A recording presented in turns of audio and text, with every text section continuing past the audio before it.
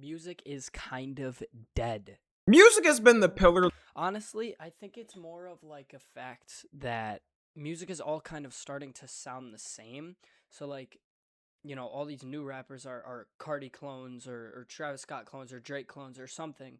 Like all the R&B is starting to sound like the old R&B, all the new rap is starting to sound like the old rap, all the new hip hop is starting to sound like the old hip hop. So it's like I feel like we haven't really had anything new that sounds like super different. We had like SD Kid, but I mean, let's be honest, nobody's listening to SD Kid. So it's like nothing new really like sounds all that new. It all kind of sounds like remixed old stuff, which is why music in my opinion is kind of dying.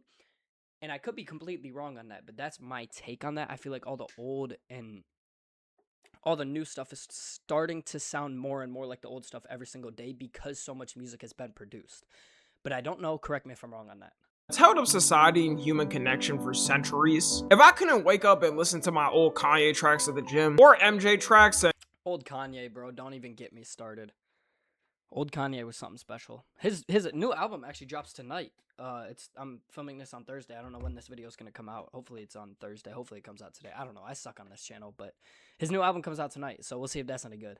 in my head think I'm sounding like him, but I sound completely nothing like him, then I probably wouldn't be as productive in my days. And from the 2000s to 2010s, every year it felt like we had a certain music era going on. It felt And now it all sounds the same.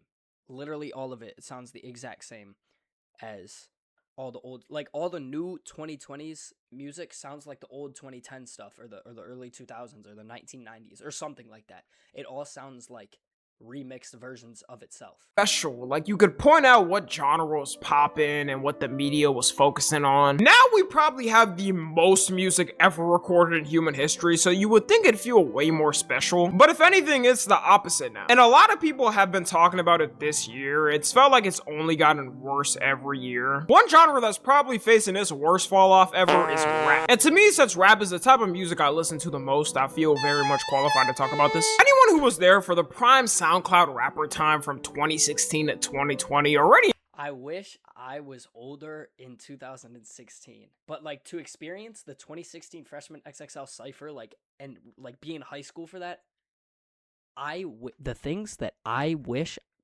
like, I wish that knows how much is diminished. In a weird way, it was actually a community back then. The wave at that time seems unreal compared to now, because I swear every week you'd have a brand new rapper pop up with a #1 song. Then you'd have the Lyrical Lemonade video to go with it. We was eating good in that time. This isn't even counting the big three. I remember Lyrical Lemonade videos.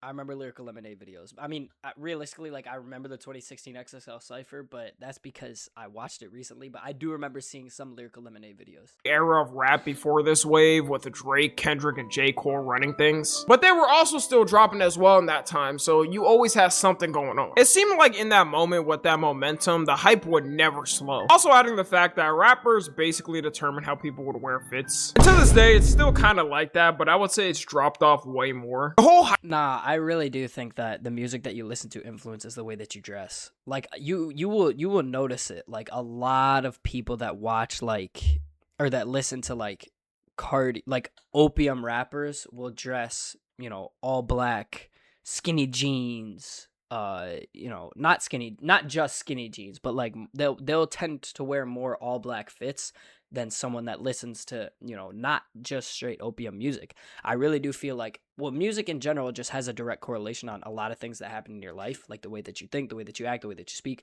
all that stuff.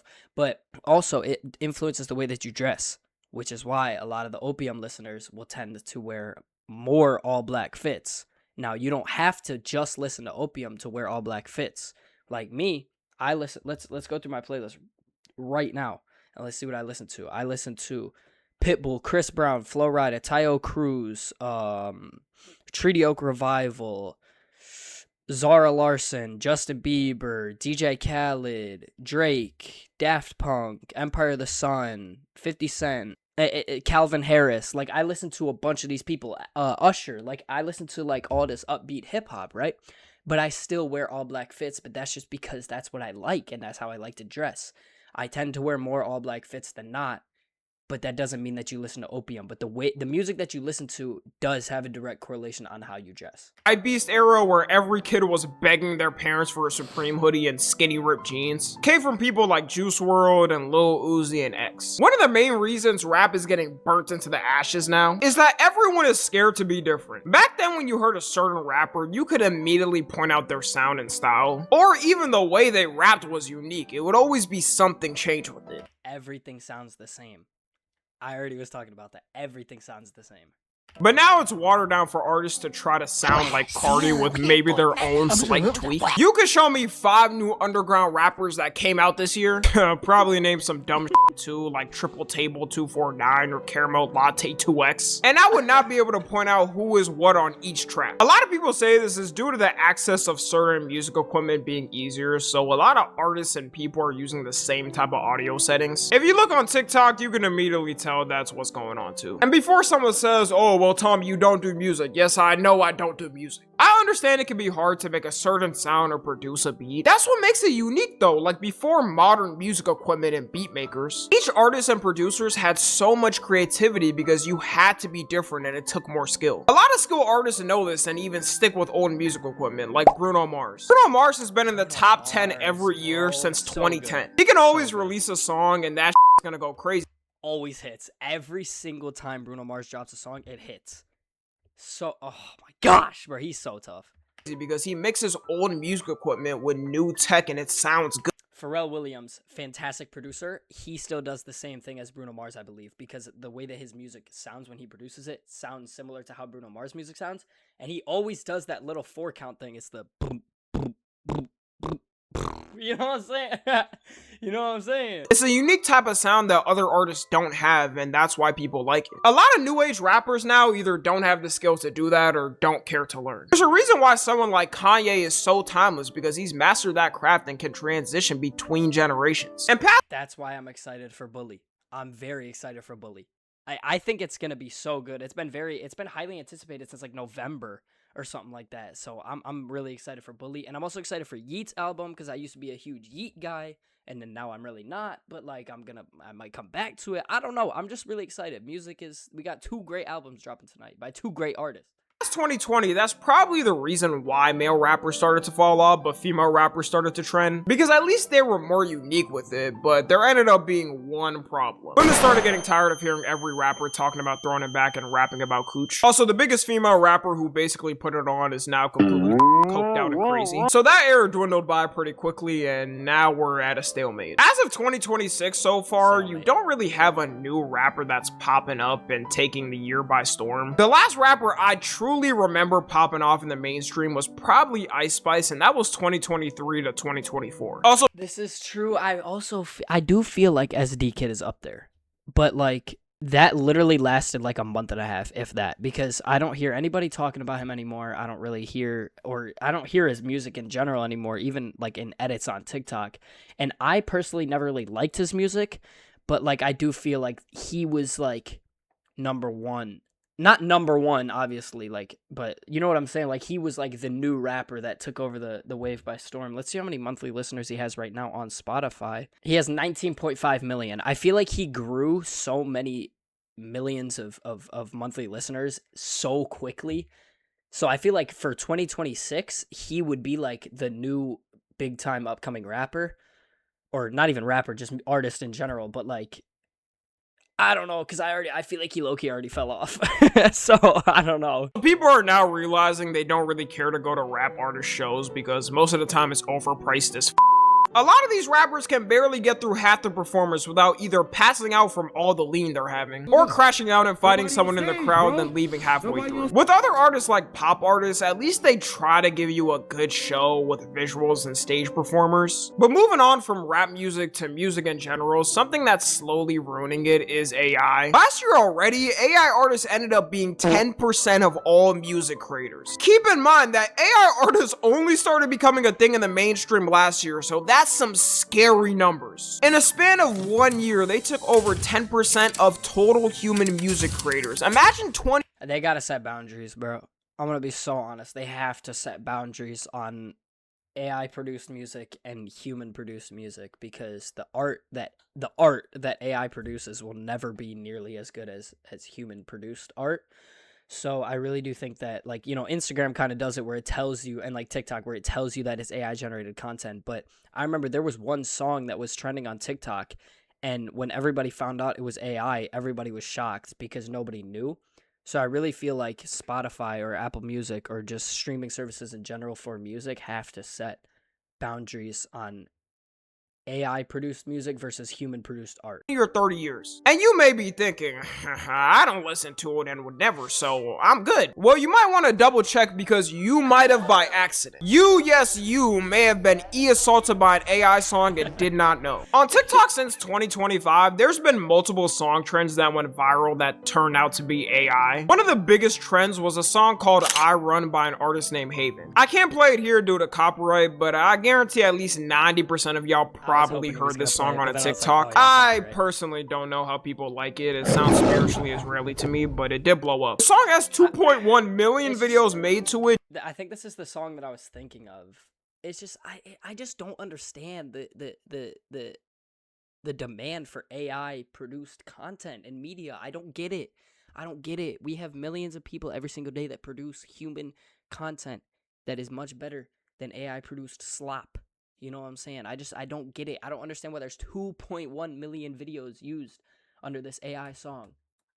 It just doesn't make sense to me at all. Just for reference. And when people started complaining, streaming platforms sniped that shit off their platforms, but the damage was done. When people listen to these AI artists, it pushes out all other real artists that make music out the algorithm. Because these music platforms only boost what's trending. Even though a lot of the younger generations may not listen to these artists, older generations don't give a fuck. They either don't know it's AI or don't care because they think it sounds good and they don't really have a problem with it being AI. When the We Are Charlie Kirk song came out, some of them genuinely thought it was a real song and poetic. It also doesn't help that you'll have AI artists. I did hear that was an AI song, or I did know that, and the account that it was made on has a bunch of other AI songs too, and it's just like, I don't know.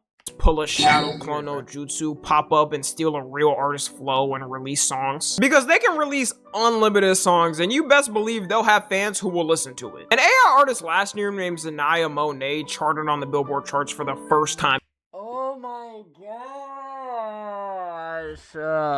An artificial intelligence robot charted on the Billboard's Hot 100. I heard about this too, and it's just like, what are we doing? I don't get it at all. I don't get it. I don't get anything about it. I don't understand. Ever. I fully blame Gen X and Boomers for this because I know this was not Gen Z. I ain't never been in the car and my homie said turn on that Zanaya Monet. If you're in my car and you turn on any AI music, just know we're not getting out that car, that shit's blown up. Believe it or not, she, or should I even call it a she? It's a robot. She signed for $3 million to a record. How do you sign an artificial intelligence robot to a record label for $3 million?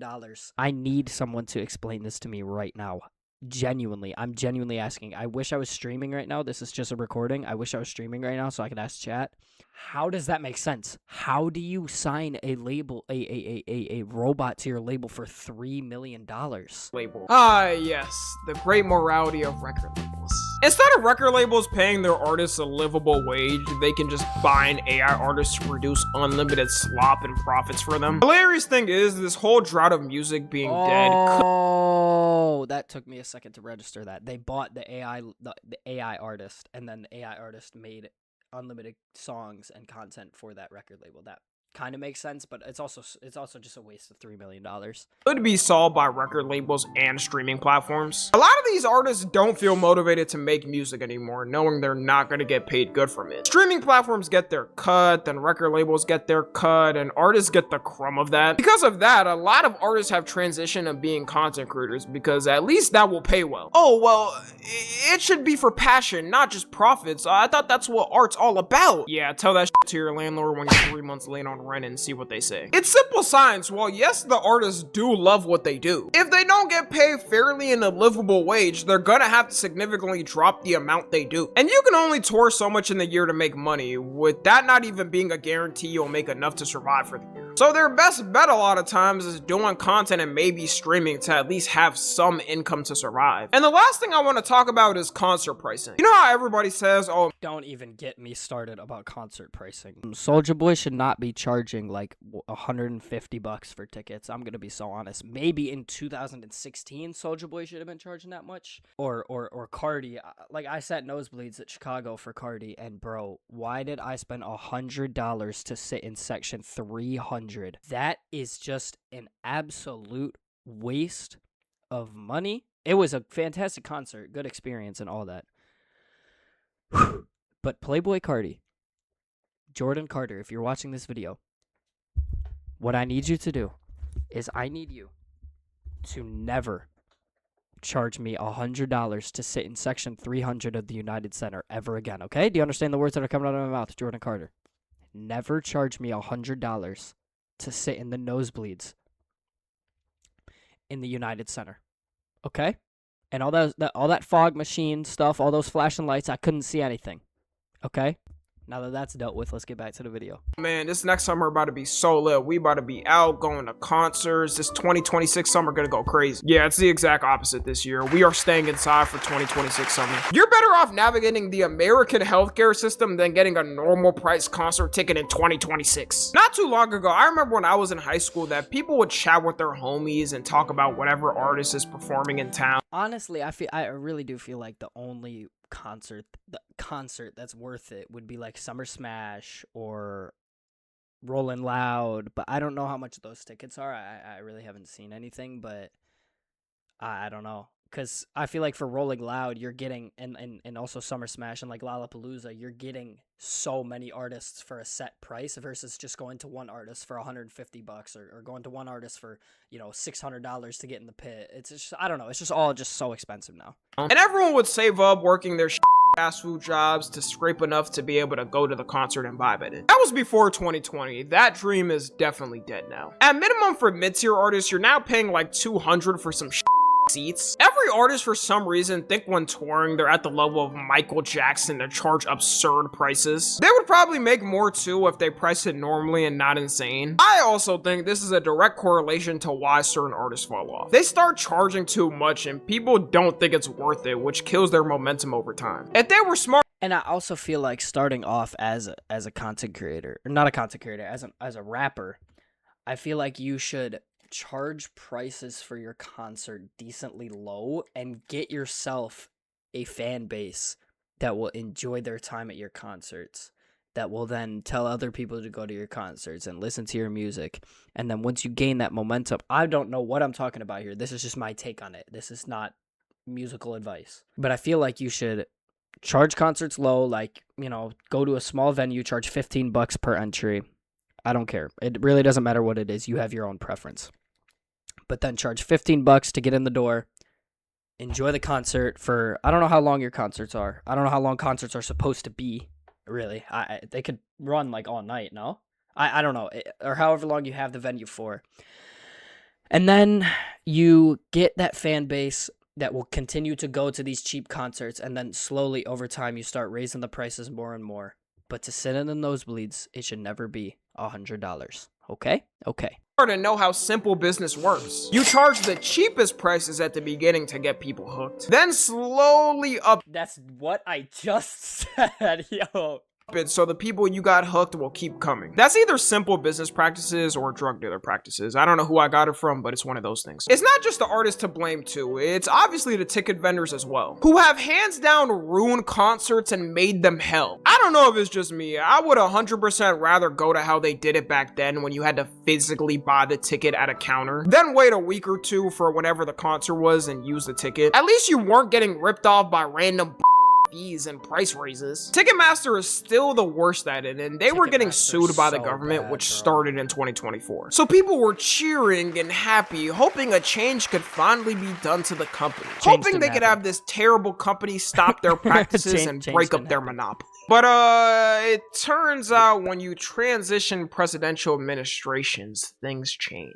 As of March 2026, they finished the lawsuit by paying a settlement and getting a slap on the wrist. 30 states were involved in this lawsuit, by the way. I guess it shouldn't be that surprising. The judge handling it directly said that the outcome was entirely unacceptable, yet they still don't care. We had like one chance to help with this, and now that's probably gone. Other states also didn't accept the outcome, so they decided to keep suing anyways, which is hilarious. You would expect with a federal lawsuit, states like to believe in the system and see it as concrete, so they would just move on. But this move was so stupid and blatantly dumb that states said, hold up. Nah, we ain't done. We run this back. I already talked about dynamic prices before, but that isn't helping also. It should 100% be an illegal practice. The scam is in the name. And a lot of artists also offer VIP packages for their concerts, which are a complete cap or ripoff. Oh my gosh, the VIP tickets nowadays are so expensive. I'm pretty sure there was one for the Cardi concert. If not, then it was another concert that was recently around that time in Chicago. Bro, the VIP tickets were like $1,600. You could buy 17 clothing items. Okay, probably not that many, but you could buy 17 clothing items for $1,700 or $1,600 or whatever I just said. Complete ripoff and scam, and I promise you, if you pay the $1,600, you're gonna get backstage access or whatever. You'll meet the artist, and they will not even want to talk to you. They probably will talk to you, but they're gonna dread it, and they're gonna act unamused the entire time that you're having a conversation with them.